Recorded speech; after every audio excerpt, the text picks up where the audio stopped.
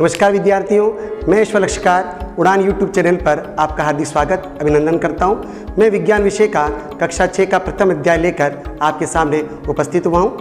प्रथम अध्याय है भोजन कहां से आता है। जैसे कि आपको ज्ञात है कि मनुष्य ऊर्जा प्राप्त करने के लिए भोजन करता है, तो ये भोजन आता कहाँ से है, कभी आपने विचार किया होगा। तो हम देखते हैं कि गेहूँ, चावल, फल, सब्जियाँ ये हमें पौधों से प्राप्त होती है।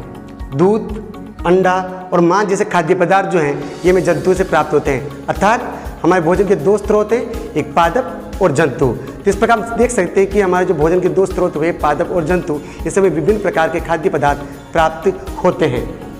गाय, बकरी, भैंस से हमें दूध प्राप्त होता है और इस दूध से कई प्रकार के खाद्य पदार्थ जैसे कि दही, पनीर, मक्खन, घी हमें प्राप्त होता है। इस प्रकार से जंतुओं और पादप दोनों से भोजन के स्रोत प्राप्त होते हैं। अब हम ये देखते हैं कि पादप के किस किस भाग से हमें कौन कौन से भोजन खाद्य सामग्री प्राप्त होती है। तो देखें यहाँ पर कि कुछ पादप ऐसे होते हैं जिसके हम पुष्प से, किस पादप के पत्ती से, किसी की जड़ से और किसी के तने से हम भोजन सामग्री प्राप्त करते हैं। और कुछ पादप ऐसे भी होते हैं जिनसे हम दो या अधिक भागों से भोजन प्राप्त करते हैं। जैसे कि सरसों है, सरसों के बीजों से हमें तेल प्राप्त होता है और सरसों की पत्तियों से साग भी बनाई जा सकती है। आप यहाँ पर इस सारणी देख पा रहे हैं। इस सारणी में देखें कि कौन सा खाद्य पदार्थ आपको पादप के किस भाग से प्राप्त होता है। जैसे कि हम देख पा रहे हैं बैंगन जो है, हम देखते हैं कि बैंगन जो है पादप का फल वाला भाग है। अगला देखें तो इसमें पालक जो है हमें पादप की पत्तियों से प्राप्त होता है। फूल गोभी हमें पादप के फूल वाले भाग से प्राप्त होती है। गाजर, मूली हमें पादप के जड़ भाग से प्राप्त होती है। इसी प्रकार से गन्ना पादप का तना वाला भाग है और मूंगफली पादप का बीज वाला भाग है। इसी प्रकार सरसों जैसे बात की थी कि सरसों के बीज और पत्तियां दोनों हम काम में लेते हैं। और अंतिम में सोयाबीन, ये हमें पादप के बीज से प्राप्त होती है। इस प्रकार हम देखते हैं कि पादप के विभिन्न भागों से हम भोजन प्राप्त करते हैं। क्या पादप के अतिरिक्त और भी कुछ स्रोत हैं जिनसे हम भोजन प्राप्त कर सकते हैं? बिल्कुल।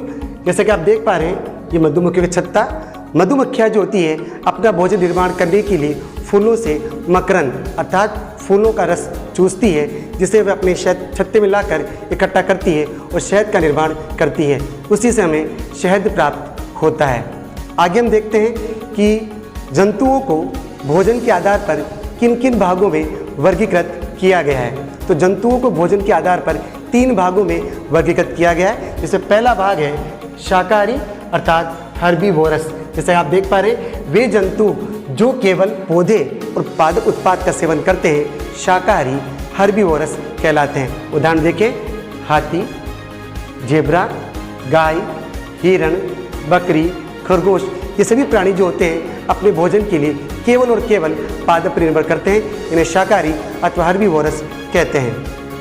अगला भाग मांसाहारी। जैसे नाम से स्पष्ट है मांसाहारी यानी ये प्राणी जो होते हैं अपना भोजन जो होते हैं किसी अन्य प्राणी से प्राप्त करते हैं। तो वे जंतु जो दूसरे प्राणियों को खाते हैं मांसाहारी जंतु कहलाते हैं। उदाहरण आपके सामने जैसे कि शेर, बाघ, भेड़िया, तेंदुआ, चील, ये सभी जंतु जो होते हैं दूसरे अन्य प्राणियों से अपना भोजन प्राप्त करते हैं। पर कुछ प्राणी ऐसे भी होते हैं जो जंतु और पादप दोनों से अपना भोजन प्राप्त करते हैं, तो उनको सर्वाहारी या ओमनिवोरस प्राणी कहा जाता है। जैसे प्राणी हैं कुत्ता, भालू, सुअर, कौवा, चूहा, मुर्गी, ये कुछ प्राणी ऐसे हैं जो दोनों प्रकार के जंतु यानी पादप और जंतु से अपना भोजन प्राप्त करते हैं। तो ये था हमारा प्रथम अध्याय भोजन कहाँ से आता है। आशा आपको ये पसंद आया होगा।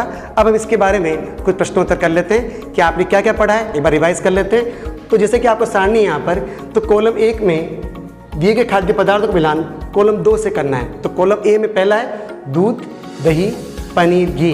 बताएं आप ये किससे मिलान करना होगा? बिल्कुल ठीक, दूध, दही, पनीर, घी ये सभी जंतु उत्पाद हैं।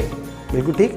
दूसरा लेते हैं पालक, फूल गोभी, गाजर, इसका मिलान करें आप। बिल्कुल सही, पालक, फूल गोभी, गाजर ये सभी क्या हैं? ये सभी सब्जियां हैं। नंबर 3 शेर और बाघ। बिल्कुल सही, शेर और बाघ जो हैं ये दूसरे जंतुओं को खाते हैं। अभी पढ़ा था कि जो प्राणी दूसरे जंतु खाता है क्या कहलाते हैं? मांसाहारी कहलाते हैं। अंतिम शाकाहारी, बिल्कुल बचा है अपने पास ऑप्शन। शाकाहारी जो हैं पादप और पादप उत्पाद को खाते हैं। अगला प्रश्न लेते हैं, रिक्त स्थान की पूर्ति। कि दिए गए शब्दों से रिक्त स्थान की पूर्ति करना है। आपको शब्द दिए हुए शाकाहारी, पादप, दूध, गन्ना, मांसाहारी। पहला प्रश्न है बाघ एक रिक्त स्थान है क्योंकि ये केवल मांस खाता है। बताइए क्या आएगा? बिल्कुल ठीक, मांसाहारी। बाघ एक मांसाहारी है क्योंकि ये केवल मांस खाता है। अगला प्रश्न, हिरण केवल पादप उत्पाद खाता है और इसलिए इसे कहते हैं। बिल्कुल ठीक, शाकाहारी कहते हैं क्योंकि केवल पादप उत्पाद को ही खाता है। अगला प्रश्न है तोता केवल उत्पाद खाता है। बिल्कुल ठीक, पादप। तोता केवल पादप उत्पाद खाता है। चौथा प्रश्न, जो रिक्त स्थान हम पीते हैं प्राय गाय, भैंस या बकरी से प्राप्त होता है इसलिए जंतु उत्पाद है। क्या आएगा? बिल्कुल ठीक, दूध। कि जो हम दूध पीते हैं वह प्राय गाय, भैंस या बकरी से हमें प्राप्त होता है इसलिए जंतु उत्पाद कहलाता है। बाकी बचा हमें चीनी किससे मिलती है? चीनी हमें गन्ने से मिलती है। आज का लेसन यही समाप्त होता है। धन्यवाद। आज का हमारा ध्येय वाक्य है hard works beats talent when talent doesn't work.